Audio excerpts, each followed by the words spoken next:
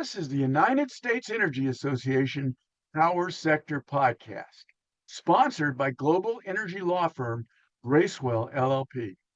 I'm Herman K. Trabish. I've covered the power sector since 2006, and I currently report for Utility Dive. In this episode of the podcast series on offshore wind, we're going to talk to Francis Bradley, President and CEO of Electricity Canada, which advocates for Canadian electricity providers and their suppliers. Francis is going to describe the economic drivers and policy behind Canada's new initiatives to develop offshore wind on its Atlantic coast. Francis has led Electricity Canada, whose companies serve roughly 85% of his nation's electricity users, for almost 6 years, after spending over 3 decades as its chief operating officer. So, Francis, why offshore wind? Canada has over 15 gigawatts of onshore wind and abundant other resources. In what way does offshore wind balance or supplement other Canadian resources to support reliable delivery of electricity? Are there specific studies that show Canada's offshore wind to be uniquely important? That's a really good question. The short answer, and then I'll give you a longer answer.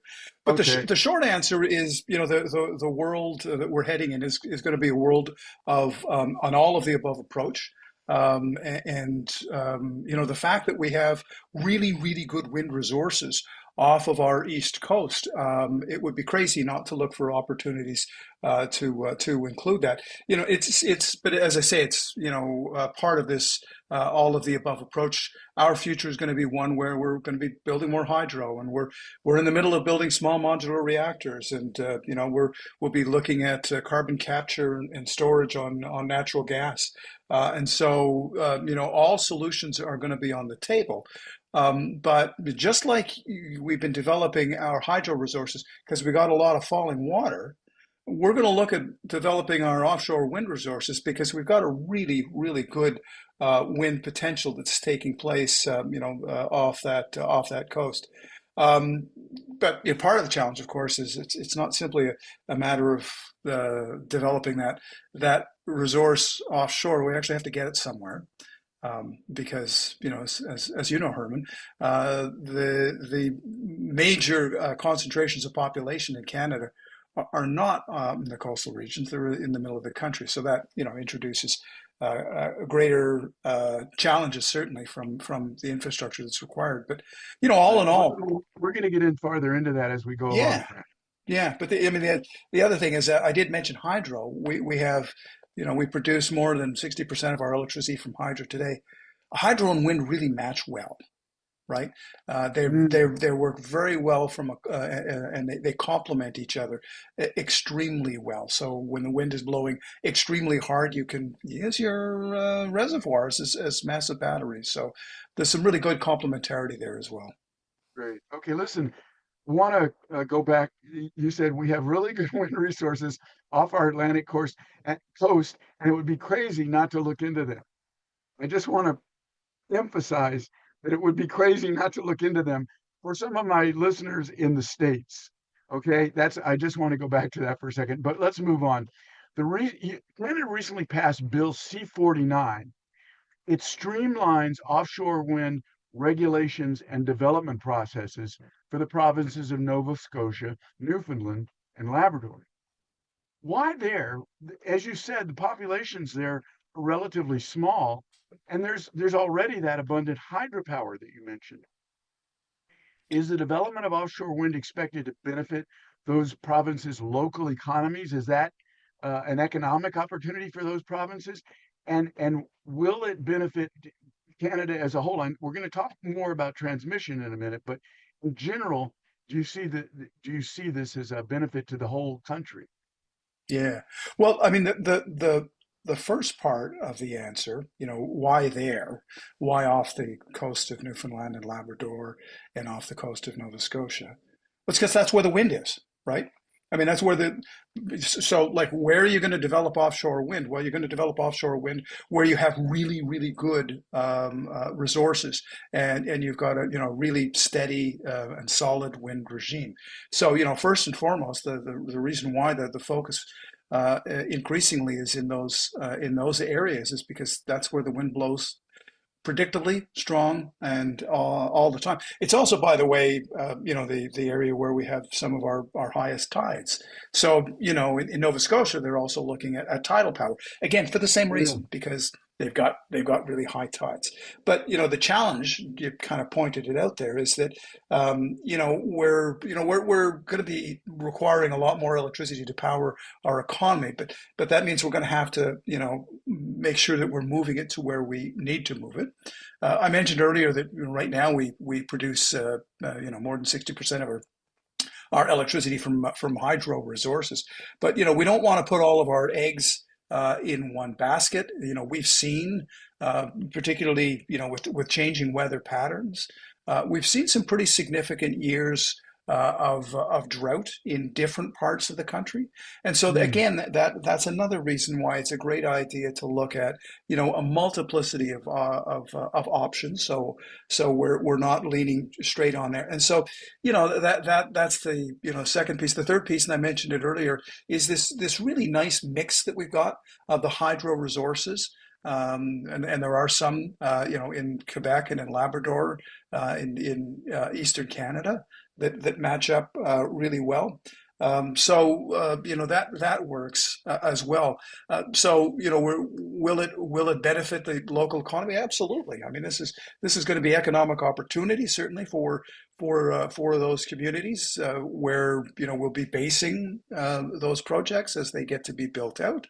And it's also going to essentially be, earning resource revenues for completely renewable resource for years to come. You know, here's something that one of my favorite stories. Oddly enough, one of my favorite stories from the 2003 blackout. And you're probably wondering, somebody's got a favorite story about the blackout, but uh, but when we looked at essentially doing black start principally, through Ontario, the first unit that essentially began the black start for the entire province was at Niagara Falls. It was a Mm. 100-year-old hydroelectric plant, and so it gives you a sense that these renewable resources are not being built for 5 years or 10 years. They're for generations. And while there's the maintenance that takes place regularly, and there's equipment that changes out, some of our early hydro resources, renewable resources, are still in operation today. And as we saw in 2003, they still form the backbone of our system. One question, Francis, have you guys gotten as far as discussing where the ports to build the offshore wind off those provinces will be, or how much they will uh, bring to the local economies? Briefly, I want to move on to that question of transmission that you mentioned earlier. Yeah, in terms of the specifics, I don't have that information. We're a national association, so that would be a question for the project proponents as we Right. move into that future. That has provided enormous economic benefits for where offshore wind has been developed in the Hmm. States and in Europe as well. And in Europe, yes, absolutely. This episode is brought to you by the Policy Resolution Group at Bracewell, where law, policy, and strategic communications intersect to help clients navigate what's next. At Bracewell, we know energy. It's the industry we serve, the power behind big ideas, and the force we bring to every challenge. For nearly 80 years, our firm has helped industry leaders tackle high stakes challenges with creativity, precision, and results. Bracewell's DC based policy resolution group helps clients anticipate what's coming so they can shape what's possible. From chaos to clarity. Learn more at bracewell.com/PRG. Yeah, let's move on now. You mentioned earlier the transmission will be needed to take the wind from those coasts to the population centers, unlike in the US where you have those big Boston, New York, Philadelphia, DC, et cetera, right there by the wind. Yep. So is there adequate transmission for those three provinces to take advantage of what that offshore wind is producing? And and a more interesting question, can those provinces export the electricity in the same way that your country now exports hydropower to the US? And tied to that, if I may link one more question to that, has the declining prospects for offshore wind development in New England uh, increased interest and the market potential for Canada's offshore wind? So altogether, what's the plan, or how do you see that? Yeah, so I mean, I'd want to kind of put this in a broader overall context. You asked the question, do we have sufficient transmission infrastructure, for example? Well, we don't have sufficient anything. When we look to the future, no. But the reason why that may sound funny, but if we Oh, look it's out to 20, we lovely. look out to the world in 2050, 25 years from now, demand for electricity, depending upon where you are in Canada, is going to be double or triple what it is today, right? And so, we're seeing estimates that Canada is going to use at least 1,200 terawatt hours of electricity, and that's more than double the power that we use today. And so, at a macro level, we're absolutely going to be building out generation, transmission, distribution, microgrids. Everything is absolutely going to have to be built out to accommodate that level of growth. We're going to absolutely have to expand our transmission infrastructure everywhere, not just for offshore wind, but for the new hydro coming on, the new small modular reactors, other renewables, and down the road, hydrogen.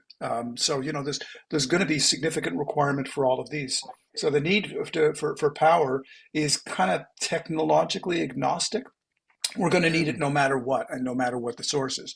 So, if you're asking specifically about offshore wind, yeah, absolutely. That's going to be one of the building blocks that will be kind of core to the requirement really to build out the infrastructure to be able to move that stuff to market. Now, the question about the opportunity to export offshore wind to the U.S.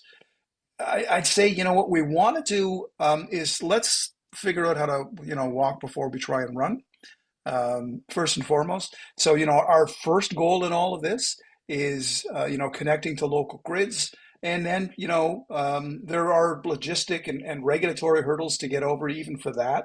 But then we'd look at, looking at different regional opportunities for the eastern provinces to sell electricity to the U.S. It has to go through New Brunswick and or Quebec. And so, it's going to require more than simply a desire for an offshore wind developer off the Atlantic coast and, potentially a customer in the lower 48. There'll be, a number of people that'll be part of that conversation because it's got to get from point A to point B. So it is a little more complex than it otherwise may be for some of the relationships, the trade relationships that we see now. Quebec exporting directly to its neighbors, and in Manitoba to its neighbor, British Columbia exports south to its neighbor. When you're talking about having to transit another jurisdiction, it just adds a level of complexity. But it's far from impossible. We're looking at significantly greater collaboration on a regional basis. We've seen the attempt to develop the Atlantic Loop, which is a really good example of multiple jurisdictions trying to coordinate and collaborate as they move forward. And there are other examples. The Mid-Continent Independent System Operator Yep. uh, helps manage some of the Canadian electricity system in the middle of the nation, over there by Manitoba, I think it is, and Absolutely, that's a really good Saskatchewan. example. Yeah, Yeah. where by being able to interconnect with Manitoba, Yes, there's trade opportunities south, but what it's done is it's opened up the opportunity for intermittent renewables for wind in the Midwest because they now have a broader system that they can balance with, and so yeah, it creates opportunities, and it would certainly be the same thing for offshore wind as it is for onshore wind. Right. Being able to connect to larger grids, particularly those that have hydro reservoirs, creates a level of flexibility that you otherwise would not have. Yeah. Yeah, there's an enormous potential in cooperation if we have leadership Yeah. that values that. But let's not go into that. That's not what we're here for, Francis. I'm going to ask one more question before we get off the air, and it's about challenges. There are all kinds of questions about offshore wind in the States. I know British Columbia had a project off its coast, the Pacific coast, many years ago that didn't get built. Um, and there were objections, opposition from some in business or environmental interests that may have prevented siting and permitting that. Is that going to be a problem for the Bill C-49 projects on the Atlantic coast for you? Yeah, that's a good question. Particularly reflecting on some of the experiences in other jurisdictions. So, as a national association, we don't tend to get too much in the weeds when talking about specific projects and local matters. But I think the critical question for any proposed project is not should we build this specific project or not. I think the question should be which of the following options should we be looking at building. Our energy needs are expanding, as I mentioned, and the vast majority of electricity generated in Canada directly powers our homes and our businesses. So we're going to need to continue on the all of the above approach I mentioned earlier as we go forward. If we simply choose not to build anything, that we're choosing to kind of limit our ability to provide energy security for Canadians as a result. So we're definitely going to build. But a huge part of the work of building any major infrastructure project, whether it's offshore wind or it's hydro, is building social license, right? To get permission from your communities, which is a very involved process. But here in Canada, when our member companies engage in this and engage effectively, they've found great success, not just with broadly, generally local communities, but increasingly important with First Nations communities in this country.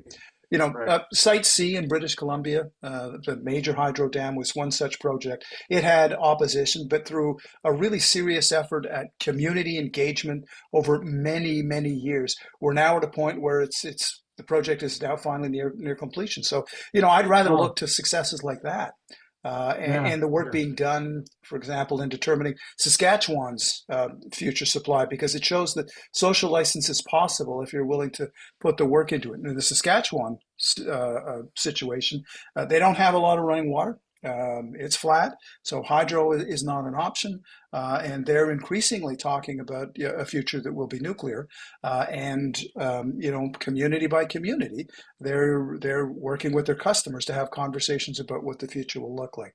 So to build out the electricity grid of the future, it's going to require more of everything. Certainly, more generation, more transmission, more distribution. More hydro, more nuclear, more wind, more offshore, but more engagement as well, and engagement with communities I think, going to be probably the critical piece that will determine whether or not we're successful at this.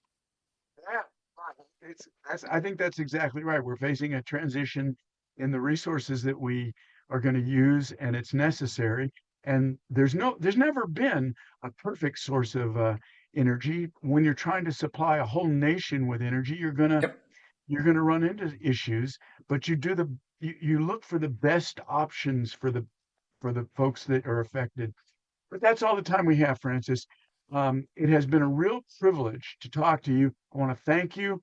Electricity Canada President and CEO Francis Bradley. He's been describing the drivers and the policy behind Canada's new initiatives to develop offshore wind along its Atlantic coast.